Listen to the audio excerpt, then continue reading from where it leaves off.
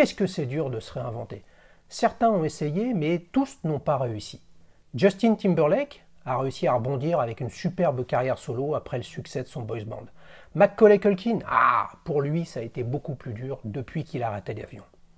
Belen Ross a-t-elle réussi à se réinventer avec un instrument urbain?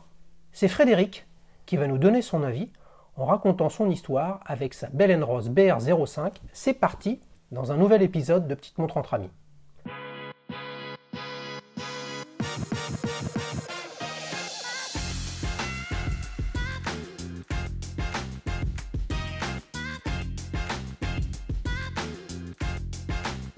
Salut Frédéric. Salut Xavier, comment tu vas? Ça va bien, je suis ravi de te recevoir. Merci, pareillement. Tu sais que tu t'es proposé à la suite d'un épisode qui est passé récemment sur une Patek Philippe, où souvent je parle, que j'aime beaucoup, vous le savez les amis, les montres avec bracelet intégré, et une nouvelle fois j'ai dit, putain les gars, faites venir un invité, dites-moi qui peut venir avec une BR05, et c'est toi. Voilà, je suis là. T'es l'heureux élu. Super. Alors tu nous la montres cette BR05? La voilà. Superbe, je vous la montre en image les gars. Alors raconte-nous un petit peu cette BR05, et tu sais qu'il y a une obligation, c'est que tu commences par un adjectif. Quel est l'adjectif? Ou allez, un nom commun pour la résumer. Carré. Waouh, ça on est tombé sur un mec vachement créatif les amis. Alors tu l'as acheté depuis combien de temps cette montre carrée? Alors je l'ai acheté en janvier dernier. Ouais. Et en fait, j'ai toujours bien aimé la marque. C'est une marque que j'affectionne. C'est une marque que j'affectionne en fait. Ouais. Et pour autant, il n'y a jamais un modèle qui m'a vraiment plu parce que j'ai pas des poignets de bûcheron, même si je suis canadien. Et du coup, il y en a aucune qui m'allait. Et quand j'ai vu qu'ils allaient sortir ce modèle-là, je me suis dit il faut que je l'essaye. Et évidemment, je cherchais aussi une montre carrée, c'était à la base, et j'avais regardé des quartiers, j'avais regardé des hublots, j'avais regardé toutes sortes de montres.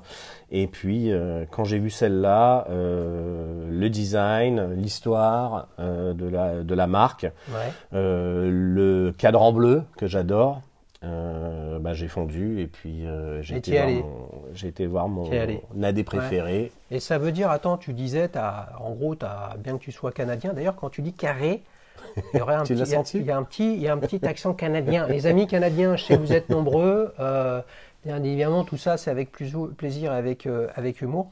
Donc ça veut dire que pour toi c'était des montres trop grosses? Oui, complètement. Oui, c'est des montres instruments. J'aime bien le fait que ce soit justement des montres instruments. Mais dans ma façon de porter des montres, il faut que je puisse les porter avec n'importe quoi, un costume, etc.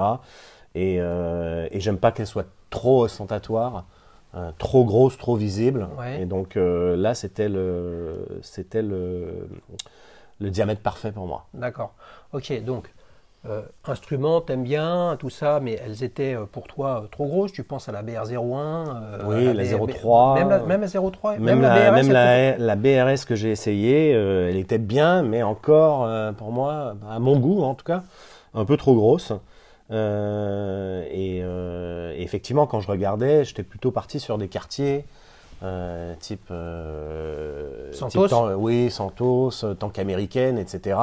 Et donc forcément, quand tu compares une Santos avec une 01 ou même une 03, c'est le grand écart. Alors que quand je la compare à une BR05, l'écart se réduit et ça me plaît mieux parce que je suis plus dans le sport chic et pas juste le sport instrument. Et du coup, je trouve qu'elles remplissent ce rôle. Et d'ailleurs, même le positionnement qu'a voulu donner Belen Ross là-dessus, c'était justement pour aller chercher une nouvelle clientèle. Et du coup, moi, j'étais tout à fait la cible, je pense, pour ce modèle-là. Mais tu veux dire que donc pour toi, ton avis à toi, Frédéric, c'est qu'ils ont su se réinventer. Ils ont su passer de montres très sportives, d'instruments, d'outils pour les aviateurs, pour la plongée, etc., à quelque chose de complètement nouveau, tout en restant eux-mêmes?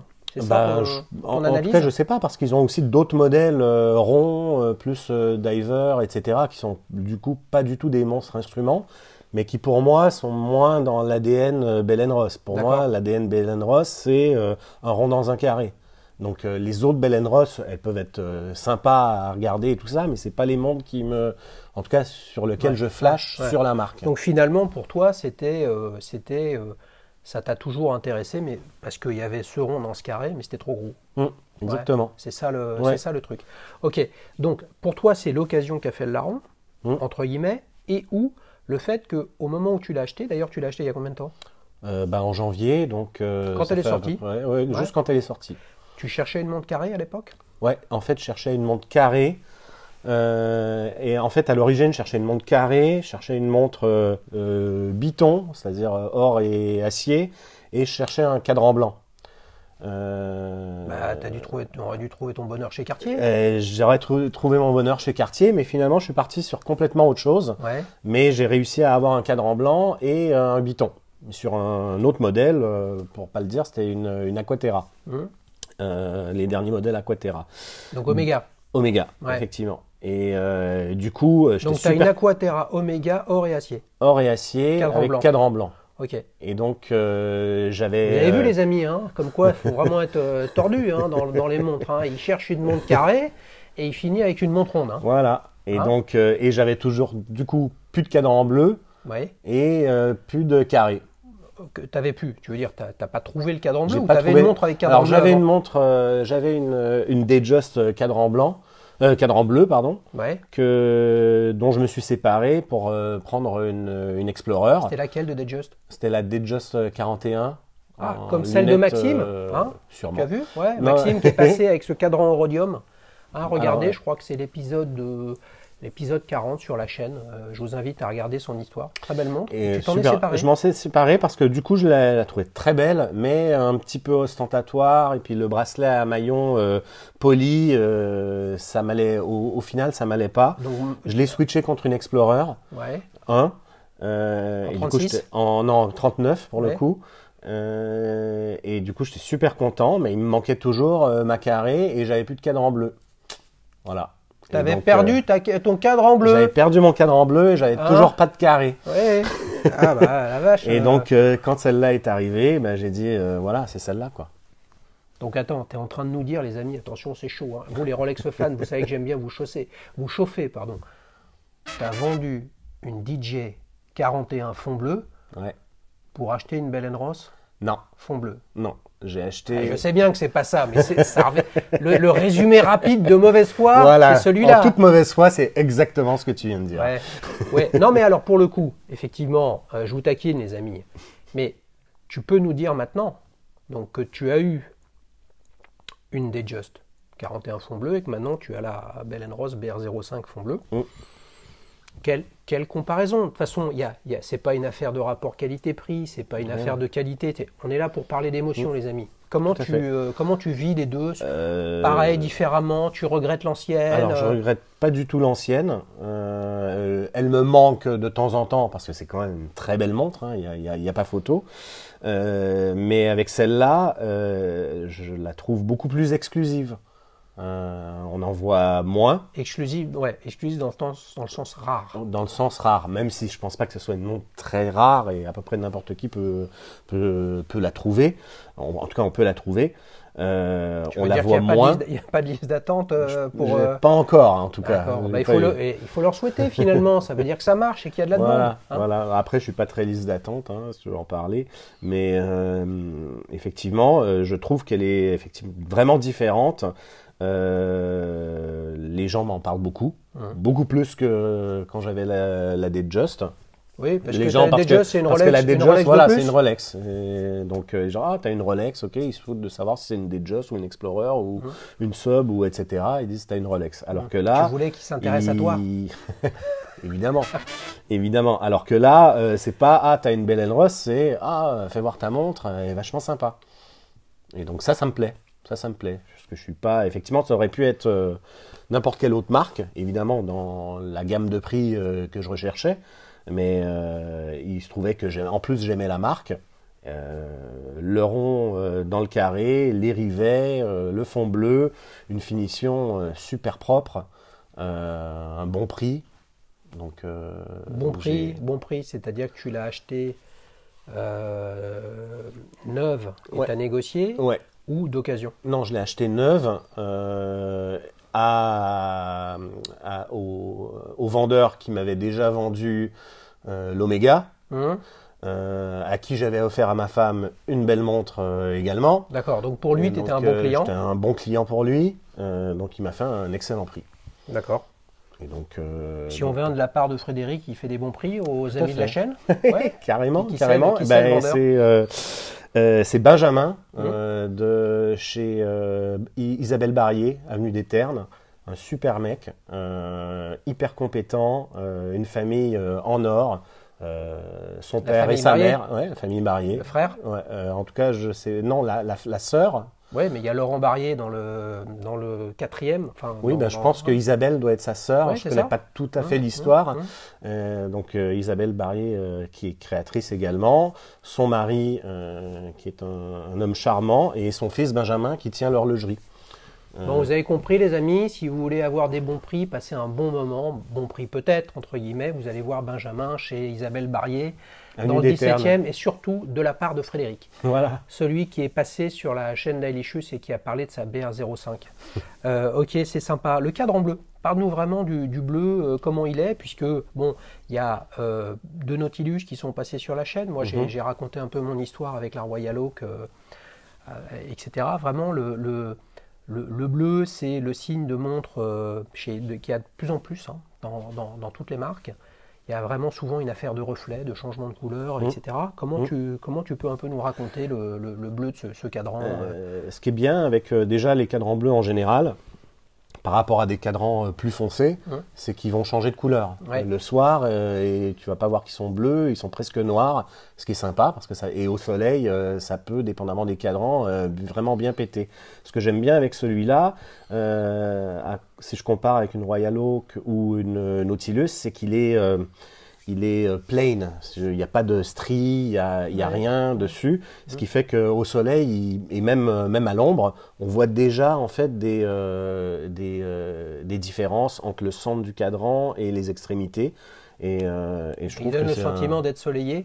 Tout à fait, complètement. Il y a des reflets, je l'ai bien vu, vous le verrez d'ailleurs sur les images, je ne suis pas sûr d'avoir réussi à vraiment vous montrer le bleu, parce que même avec un éclairage travaillé, comme ça en studio on est plutôt sur le noir ou le gris sombre, etc. Mais c'est vraiment intéressant. Deux petites questions pour toi. Tu la portes pas sur le bracelet d'origine, qui est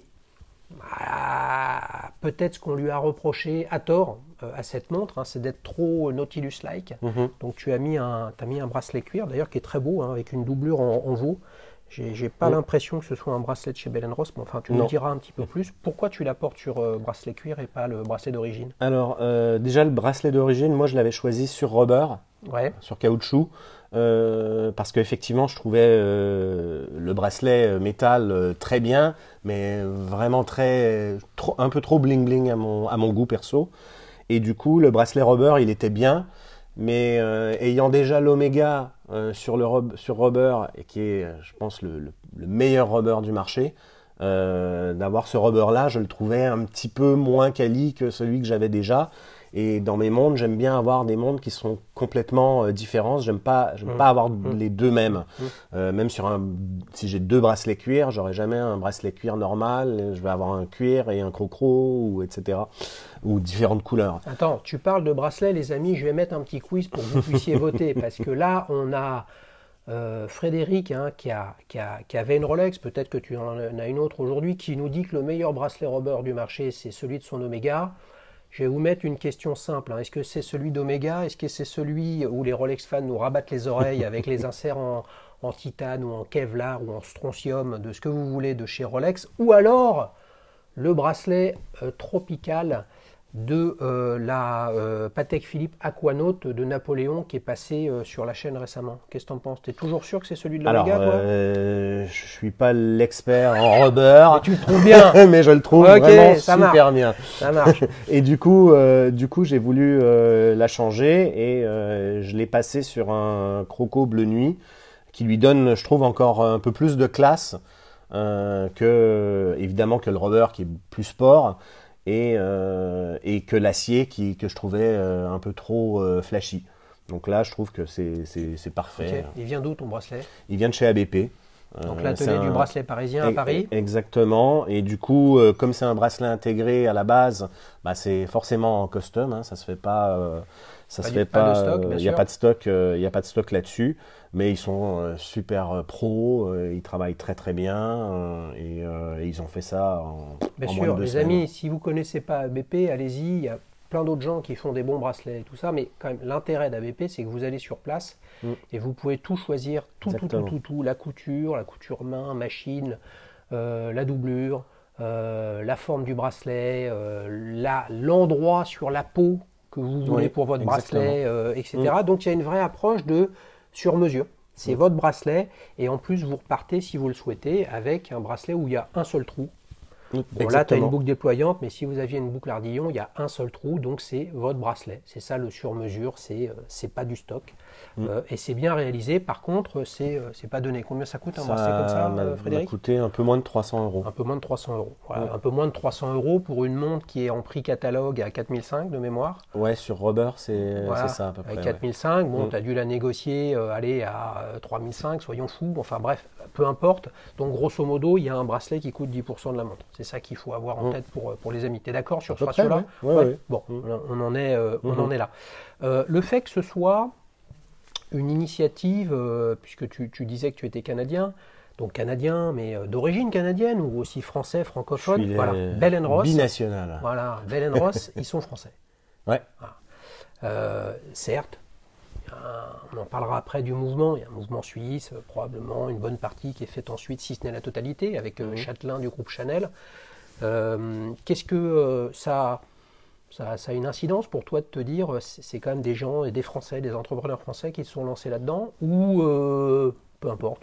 C'est un plus. Forcément, c'est un plus. Ça a évidemment aucun rapport avec l'acte d'achat au final, puisque ils auraient été suisses, je l'aurais acheté quand même. Ils auraient été sénégalais, je l'aurais acheté quand même. Peu importe. Mais de savoir qu'effectivement, c'est une maison française, ben, forcément, c'est un plus. Ok, donc tu es un homme heureux avec cette montre. Carrément. Super. Je l'adore. Le fond, on voit, il y a un beau fond avec un calibre qui est ouvert, une masse oscillante qui est assez bien travaillée. Oui, tout à fait. C'est un mouvement, j'ai regardé les gars, tout est inscrit sur Internet, c'est pas très compliqué de donner ce genre d'éléments. Il y a pas, on connaît ou on connaît pas, c'est sur Internet. En 3 clics, vous trouvez tout sur toutes les montres. Donc vous inquiétez pas là-dessus. C'est un mouvement Sellita, SW300. Tout à fait. Donc bon produit, haut de gamme Sellita, sur l'ADN et le brevet historique d'ETA 2892 de mémoire, ou 2824, enfin bref, peu importe. Quand tu achètes une montre, et celle-là en l'occurrence, puisqu'il y a dedans comme moteur, comme calibre, comme mouvement, c'est un sujet pour toi ou pas tant que ça? Alors, c'est pas tant que ça un sujet, ça peut l'être dans certains cas. En l'occurrence, pour celle-là, ça ne l'était pas du tout, même si tu regardes sur Internet, tout le monde est décrié en disant comment ça se fait qu'une montre à ce prix-là ait un mouvement aussi, et pas un mouvement maison, etc. Franchement, moi, c'était pas le point critique. Le point critique, c'était le design. Après, je pense que si elle avait eu un mouvement maison, évidemment, tout le monde aurait dit génial, etc. Par contre, je pense pas qu'on l'aurait touché à 3 ou 4 000 euros. Ça aurait été facilement le double. Okay. Donc, après, Bell & Ross dit qu'ils ont modifié le mouvement, etc. Bon, je sais pas. Ce que je sais, c'est qu'elle tourne bien, que le mouvement, il est éprouvé, que derrière, c'est joli.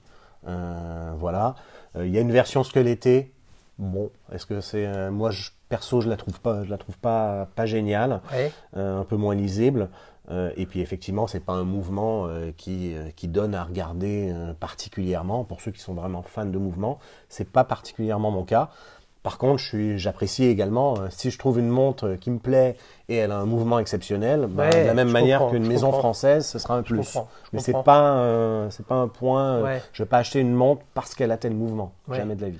Alors les amis, je voulais rebondir justement sur cette affaire de mouvement dans les Bell & Ross. Il y a, souvenez-vous, un des tout premiers épisodes de Vincent qui nous racontait son histoire avec sa Bell & Ross BR123. Je lui ai dit à un moment, mais Vincent, l'ADN de Bell Ross, c'est pas la fiabilité. Et vous avez été quelques-uns à me tomber dessus en me disant, ah bon, c'est quoi? C'est de la daube? Mais pas du tout. Ce que nous vend Bell Ross, ce que Bell Ross a vendu à Frédéric, c'est pas, il y a un super mouvement suisse, c'est de la tuerie, machin, etc. Évidemment qu'un ETA ou un Cellita, et je pense notamment à ETA qui fournit des mouvements et des calibres pour l'industrie suisse depuis 150 ans, ils n'ont rien à apprendre de personne pour faire des mouvements robustes, fiables et qui sont performants. Ce que je dis simplement, et je le redis, ce que nous propose Bell Ross, c'est un autre regard sur l'horlogerie, et c'est justement pas, et c'est pour ça que c'est une superbe réussite. Beaucoup de gens aiment cette marque, que j'aime cette marque, c'est que justement, ils nous font pas croire, en nous racontant la sauce avec c'est du Swissmed, c'est du truc, c'est génial, etc. Ils sont sur un autre sujet, tout en ayant à l'intérieur des calibres d'une fiabilité extraordinaire. Donc les amis, voilà une petite réponse ou précision que je voulais vous amener. Tout à fait vrai. C'est pas là-dessus qu'ils mettent le gros de leur R&D. Voilà, c'est pas là-dessus qu'ils mettent l'accent. Et par contre, quelle réussite. On finit avant de passer à la suite sur, je suis sûr que tu as pu lire ça, une montre ronde dans un carré avec des vis et un bracelet intégré polymiroir et des aiguilles ressemblant à un mix de Nautilus Royal Oak et tout le tout team. Qu'est-ce que tu en penses de ça? J'en pense deux choses. La première, c'est que je trouve que la première Bell Ross, elle était comme ça. Celle-là, elle est encore comme ça. Donc on est quand même, avant tout, je trouve, dans l'ADN de la marque Bell Ross. Bien sûr. Certes, ils ont switché un peu pour justement rentrer un peu plus dans le urbain. Et bah, si j'en crois mon expérience, ils ont gagné une nouvelle clientèle avec moi, chose qu'ils n'avaient pas. Donc ça, c'est la première chose. Donc je pense qu'on reste quand même dans l'ADN Bell Ross. Maintenant, si ça s'approche des designs de Gérald Genta et que ça coûte le 10e du prix et qu'on a quand même quelque chose d'unique, bah, tant mieux. Tant mieux si on me dit ça a quand même un petit air de Royal Oak. Je dis bah super, tant mieux, ça veut dire que c'est une belle montre. Bah bien sûr. Voilà, point final. Je pense que tu l'as bien résumé, les amis. Bien sûr, hein, vous pourrez mettre ce que vous en pensez en commentaire. Allez sur le site de Bell Ross, vous regardez un peu l'histoire qui est racontée sur cette BR05 et un peu comment elle est intégrée dans leur ADN. Mais c'est une Bell Ross, point final. Sinon, vous regardez toutes les montres qui mettent des aiguilles Mercedes et à ce moment-là, vous vous dites, bah, en fait, c'est une Rolex. Ça n'a pas de sens, toute cette logique. L'émotion, en fait, c'est une question d'abord de goût et de perspective. Et puis, cette Bell Ross-là, quand vous la mettez à côté d'une BR01, BR03, quand vous la mettez à côté de montres dont je vais te parler dans le quiz, franchement, vous voyez que c'est pas une nouveauté et qu'on est clairement dans l'ADN de Bell Ross. Écoute, tu nous as raconté comment tu étais un petit peu arrivé à celle-là, hein, avec ton histoire de quand même, je vends une DJ, non je déconne, pour arriver sur une Bell Ross, sacrée aventure quand même. C'est parti pour la séquence souvenir. Alors, quel âge tu as, Frédéric? J'ai 46 ans. 46 ans, tu te souviens de ta première montre? Je me souviens de ma première montre que j'ai vraiment kiffé, c'était une Swatch. Ouais. Une Swatch avec un cadran d'avion, c'est bizarre, hein, un cadran de niveau de la piste, etc. dans les premières Swatch avec un côté de bracelet vert, un côté de bracelet bleu. Et c'était mon oncle qui est suisse qui me l'avait offert, ça allait être au tout début des années 80. Donc je devais avoir moins de 10 ans. Je comprends pas. T'es franco-canadien et t'as un oncle suisse. Mais ouais, mais j'ai une histoire... T'as un cousin belge aussi ou Ouais, mais en fait, je suis né au Canada de parents français. Mes parents ont immigré au Canada dans les années 60. D'accord. Donc j'y suis né, mais après la diaspora et puis les Français, les Suisses, c'est pareil. Quand on est au Canada. T'es rentré en France quand? En 2005. 2005, ouais. D'accord. Ok, donc ta première Swatch, c'était donc ton premier souvenir d'un truc qui t'a intéressé, c'est une toile un peu altimètre, en fait, t'avais Bell Ross dans le sang? Peut-être, peut-être. Ouais. Ouais. Et Clairement. comment t'as grandi après avec? T'étais dans une famille justement quand tes parents ont émigré au Canada, c'était une famille, ils aimaient les montres, ils aimaient les genres de Absolument choses? pas, Pas du tout? absolument pas. Mon père a une montre 100 marques d'à peu près qui coûte 10 dollars canadiens, donc peut-être 6 euros, qu'il met tous les jours parce que lui, ce qui l'intéresse, c'est d'aller à la pêche et à la chasse et il n'en a absolument rien à faire des montres. Sa copine lui avait acheté une Seamaster, je me souviens pas qu'il l'ait déjà mise. Elle doit être dans un tiroir au fond. Donc non, ça n'a jamais été un truc. Du coup, c'est quelque chose plutôt que je garde pour moi. Parce que effectivement, je peux comprendre que la plupart des gens, ou en tout cas un paquet de gens, peuvent pas comprendre qu'on puisse mettre des fois plusieurs milliers d'euros dans Bien sûr. un truc pour regarder l'heure. Bien sûr, bien Donc sûr. je le garde pour moi. Ouais. Ça a jamais été, c'est quelque chose, c'est une passion que j'ai développée vraiment par moi-même. Mais j'ai un souvenir d'un voyage de famille où est-ce qu'on était allé au Mexique et on passait par Miami. Et on était en transit, en transit à Miami, et on n'avait rien à faire dans l'aéroport. Et je me suis arrêté devant un magasin qui avait des tags. À l'époque, c'était les premières Link, je pense. Alors, maintenant, je me dis, elles étaient hyper moches, mais c'était des noirs et or, avec les liens noirs et or. Et j'avais vraiment flashé. Je m'étais dit, il va falloir un jour que je puisse Dans mettre cette la pluie main de ce sur un jour-là, truc tu là-dessus. t'es dit, je vais me prendre un biton. Non, mais attends, à un moment, c'est Peut-être. marquant. Mais parce que j'allais te poser la question, le déclic. Oui. Tu vois, donc t'es pas dans une famille qui était dans cet Pas univers-là du ou tout. quoi que ce soit, où t'as pas de souvenirs, t'as pas ton grand-père, t'as pas filé une montre Non. ou quoi que ce D'ailleurs, soit, je suis etc. jaloux souvent de gens qui disent ah mon grand-père j'ai Ouais. trouvé ça, etc. Je trouve que c'est des histoires magnifiques. Malheureusement, chez nous, c'était pas le cas. Ouais, mais ton grand-père, il va à la pêche, il va à la chasse, donc lui, l'heure, c'est le lever du soleil, c'est la pénombre. Eh oui, c'est comme ça qu'on calcule le temps à l'époque, les amis. Là, on est tous des stressés avec l'heure au césium sur les téléphones, alors qu'en fait, le sujet, c'est le jour se lève, c'est l'heure d'aller à la pêche, à méditer. C'est quoi le déclic qui fait que justement, tu as accepté ou tu as franchi le pas de mettre plusieurs milliers d'euros, ou de serait-ce que quelques centaines déjà au départ, puis après plus, pour t'acheter une belle montre? Alors la première fois que je me suis acheté une belle montre, c'était pour un événement. C'est quand j'ai fini mon MBA, je me suis payé une Breitling. Attends, je peux faire une annonce? Je t'en prie. Toujours pas de Breitling, les amis. Ça a marché l'autre jour. Il y a Frédéric qui m'appelle avec sa BR05. Pas de Breitling sur la chaîne, merde! Les gars, je compte sur vous. Oui. Et donc j'ai eu cette montre, c'était en 2004. Et après, effectivement, j'avais tout simplement plein d'autres priorités et d'investissements et de dépenses à faire qui ont fait que j'ai pas mis du tout de sous dans une montre. J'ai porté ma Breitling jusqu'au moment où est-ce que j'ai pu avoir un peu de sous justement pour à dépenser là-dedans. En fait, où est-ce que effectivement j'avais déjà une maison, une voiture, mes enfants, etc. et que tout était à peu près clean. Et que là, j'avais un petit peu d'argent de côté pour pouvoir faire des dépenses plaisir. Mais c'est quelque chose sur lequel je pense qu'il faut malgré tout toujours faire attention. Et quand tu achètes une montre à plusieurs milliers d'euros, c'est parce que tu as l'argent à le dépenser. Tu l'as encore, la Breitling? Tout à fait. C'est quoi? C'est une Super Océan Chrono 2. Une grosse bestiole. Et assez épaisse en fait. C'est pour ça que je la porte pas tout le temps, voire pas beaucoup. Parce qu'elle rentre pas sous une manche de. Mais tu l'aimes bien. Mais c'est ta première belle montre. C'est ma première belle montre. Oui. Même à l'époque, j'avais pas tout à fait les sous et comme j'avais eu bien mon MBA, mon père il m'a donné un petit billet et j'ai pu l'acquérir. Et puis effectivement, c'était la montre par contre dont j'avais rêvé quand j'étais jeune étudiant au début des années 90, où est-ce que Breitling était au sommet de sa forme, on va dire. Et évidemment, à ce moment-là, je pouvais absolument pas me la payer. Ça a pris ça a pris 15 ans. Ah, c'est cool. Et après, c'est celle-là que j'ai prise, quoi.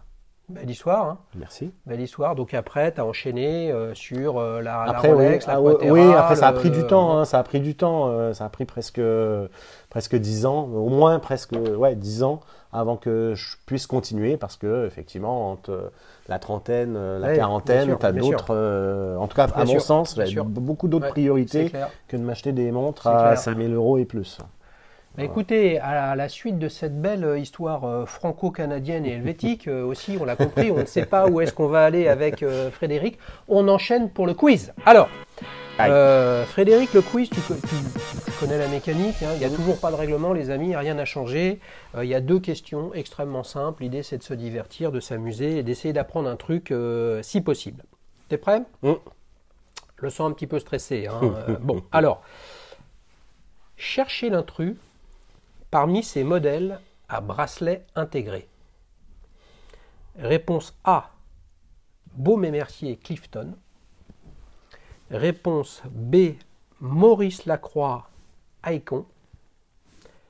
Réponse C, Laurent Ferrier Grand Sport Tourbillon. Je pense que c'est la Baume & Mercier. À peu près sûr même. T'es sûr ? Je suis à peu près 90. Pas mal, pas mal, pas mal. Alors pourquoi tu me dis ça ? Parce que je l'ai essayé. Rien n'est préparé, les amis, sinon tout le monde gagnerait. Vous avez remarqué que c'est pas souvent le cas. Oui, la Clifton n'est pas du tout une montre à bracelet intégré. Les 2 autres, tu les connais ? La Maurice Lacroix, oui. Laurent Ferrier, je l'ai déjà vu, mais je l'ai plus en tête. Et puis la Clifton, oui, je l'avais essayé. Maurice Lacroix, elle est très typée aussi. Peut-être ont-ils une histoire avec, je ne sais pas. Je vous la montre en photo, vous ferez une idée vous-même. Laurent Ferrier, Grand Sport. Là, c'est pareil. Ça peut être un petit peu typé, notamment d'une Nautilus. Mais quand on regarde les aiguilles, les index, la forme très caractéristique du boîtier, les anglages, il n'y a pas du tout d'angle justement. C'est très très rond. Etc. Bon, il y a quelques exemplaires seulement. Je pense que c'est fondamentalement une montre sur l'ADN de Ferrier.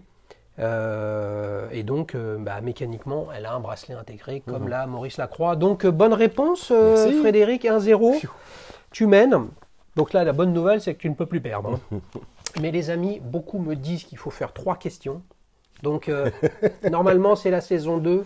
À partir de septembre 2020, qui verra l'arrivée de 3 questions. Alors attention, ça c'est une question extrêmement intéressante, je trouve. Vous allez voir les amis. En 2012, Bell & Ross lance une nouvelle montre étanche jusqu'à 11 000 mètres. La question est importante. Bell & Ross lance une nouvelle montre étanche jusqu'à 11 000 mètres. Est-ce la réponse A, Hydromax? Réponse B, Hydro Challenger.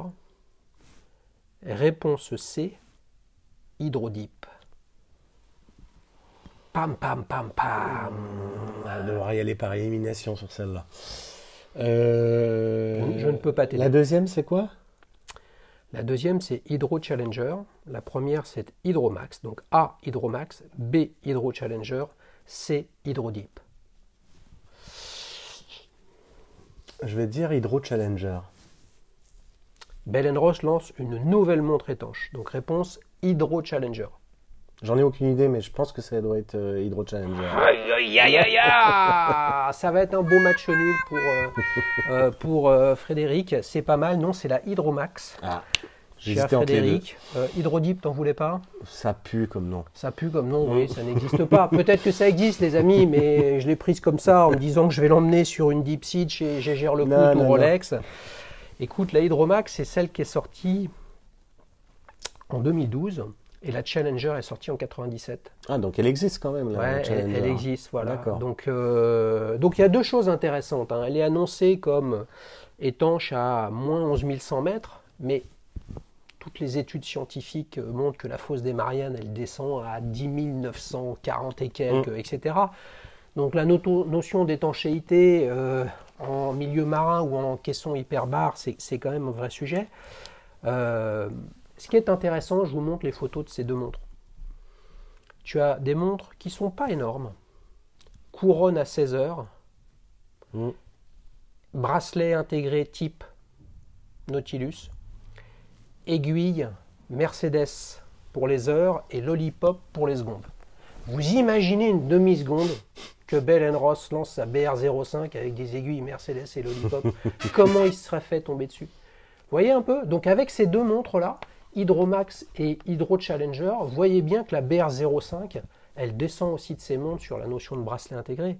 S'ils avaient mis sur cette BR05 une couronne à 16 heures, on leur aurait dit, vous avez piqué le truc à Seiko. Arrêtez les gars, les amis, c'est une superbe montre qui est très réussie. Et Frédéric s'en sort avec un match nul, ce qui est pas mal du tout. Écoutez, après ce bon moment, on passe à la dernière séquence de l'émission, ta prochaine montre. Donc là, on a vu que ça tourne vite, etc. En plus, il y a de la famille en Suisse, donc il a peut-être des plans. Il nous a parlé de son plan à Paris, mais on va voir s'il n'y a pas des plans à Genève. Est-ce que tu réfléchis un peu à une prochaine montre? Parce que celle-là, tu viens de la voir. Oui, mais tu as pu voir, en fait, j'en ai acquis une pas plus tard que ce matin. Waouh! Et oui, parce que avant qu'on enregistre, il me l'a montré quand même. Hein. Et donc, je pense qu'il va falloir que je fasse un petit stop. Alors, je veux bien que tu nous répondes pas sur la prochaine, mais à ce moment-là, tu nous fais saliver sur celle que tu viens d'acheter et que tu m'as montré tout à l'heure. Ouais. Alors, je te dis ce que c'est. C'est une Bulova Space View, une Accutron Space View, toute d'origine de 73, qui se trouve à être mon année de naissance en plus. Donc boîtier carré avec la seconde jaune, une superbe montre avec une histoire de dingue. Et le verre logoté Bulova. Exactement, toute d'origine, en état nickel. Donc c'est une montre sur laquelle j'avais déjà flashé il y a un bout de temps. Mais pour trouver un beau modèle qui n'a pas été modifié, qui est dans son jus et qui est propre, c'est assez difficile au final. Qu'est-ce qui t'a... C'est le côté, tu vois un mouvement alors qui est très géométrique, vous le verrez sur les images, avec c'est une montre, on va dire, électromécanique, à diapason. Donc Bulova a fourni ce calibre-là à Omega, à Universal Genève, à Longines, il y en a eu à Eterna et qu'on a eu, etc. Donc on n'est pas du tout dans l'horlogerie mécanique entre guillemets suisse, ou japonaise ou allemande d'ailleurs. Ça a été inventé par un Suisse, par contre, les Suisses lui ont dit, écoute, t'es gentil, ton truc, ça nous intéresse pas. Et il est parti aux États-Unis. Ils n'ont pas été très visionnaires là-dessus. C'est souvent le cas, en fait, malheureusement. Qu'est-ce qui t'a plu là-dedans? Comment t'as... Moi, ce qui m'a plu donc dans l'histoire, c'est effectivement le fait que cette montre, c'est un peu le pont entre les montres mécaniques et les montres à quartz. C'est vraiment presque le point de jonction entre ces deux types de mouvements, d'une part. Il y a aussi une histoire qui m'a plutôt plu, qui est le fait que visiblement cette montre, la sortie de cette montre aurait été retardée par les services secrets américains. Pas de la montre, le mouvement. Le mouvement, effectivement, en 1960 aurait été retardé par les services secrets américains, ce qui rend un peu... si vous avez les infos, sympa. Les amis, sur le sujet, on est bien évidemment preneurs. Tout à fait, parce que j'ai pas tous les tenants et les aboutissants. Et puis effectivement, du coup c'est ma première montre vintage. Et du coup, il faut faire très attention. Je suis pas un expert, donc il faut faire vachement gaffe. T'es dans la merde, là. T'es dans la merde. T'as touché au vintage. Ouais. Là, tu vas prendre cher, parce que tu vas y prendre goût. Où est-ce que tu l'as... Enfin, tu l'as acheté à qui? Je l'ai acheté à un collectionneur qui a à peu près tous les modèles d'Accutron. Et qui, quand il en a un double, s'en sépare. Il habitait à 10 minutes à pied de chez moi. On s'est vu pas plus tard que ce matin. Comment tu l'as connu? Je l'ai connu parce que du coup, je cherchais partout. Je me suis rendu compte que sur eBay et compagnie, 99% des modèles, c'était des modèles modifiés, pas nécessairement en très bon état, vendus à des prix que je maîtrise pas, etc. Et donc, j'ai appelé un mec qui s'appelle Jean-Louis de Chance Électrique. Dans le 19e dans le 19e, qui est un réparateur, qui fait pas de vente, mais du coup, il m'a gentiment passé les coordonnées de cette personne qui s'appelle Jean-Jacques. qui m'a envoyé quelques photos. Il dit j'ai celle-là, j'ai celle-là, j'ai celle-là. Il y en avait déjà 3-4 qui me plaisaient. Super. Et du coup, ce matin, j'ai été le voir chez lui et puis on a discuté montre. C'était super sympa et puis je suis reparti avec. C'est beau. Le mec, il sait qu'il vient enregistrer un épisode de Petite Montre entre amis et le matin même, il va acheter une montre. La Chance électrique, si vous avez des modèles Accutron ou en tout cas avec un calibre ou un mouvement à diapason qu'il y a dans plein d'autres marques, où vous avez des Leap, où vous avez des Hamilton, c'est-à-dire toute la période et peut-être aussi des premiers calibres à quartz type Beta 21 suisse, vraiment la Chance électrique. Jean-Louis, c'est quelqu'un à aller voir parce que d'abord, son atelier est absolument magnifique et c'est vraiment une période qu'il connaît bien et qu'il maîtrise, où vous passerez forcément un bon moment et peut-être vous aurez une solution avec votre montre. C'est pas mal ça. Combien ça coûte une Bulova dépendamment de l'état, ça va coûter entre, je dirais, 500. Alors, il y a tellement de modèles, en fait, sur ces montres-là. Ça peut aller on va dire, sur certains modèles, 300-400, je dirais, pour avoir un modèle à peu près correct, jusqu'à, j'en ai vu, à plus de 2000 €. 2000, 2500, il y en a qui sont tout en or, etc. Il y a des modèles assez exclusifs, il y a vraiment, il y en a pour tous les goûts en fait. C'est ça qui est sympa. Regardez sur eBay, il y a beaucoup de choses. Bon, après eBay, je ne parle pas du canal de vente, mais sur le choix, il y a des modèles qui sont quasiment en 3D, il y en a qui sont gravés, il y en a des asymétriques. Bulova, vraiment une très très belle histoire d'horlogerie américaine. Après, l'horlogerie américaine a un petit peu périclité et disparu avec le quartz. Frédéric, un grand merci. Les amis, on s'est régalé une nouvelle fois pour ce premier enregistrement après le confinement, avec le début du déconfinement.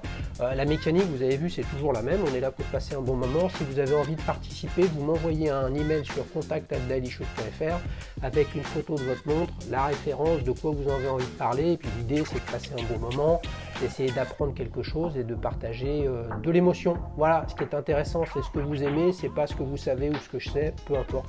Si on aime, eh bien, on s'éclate. Je vous dis à bientôt. Ciao, ciao. Salut.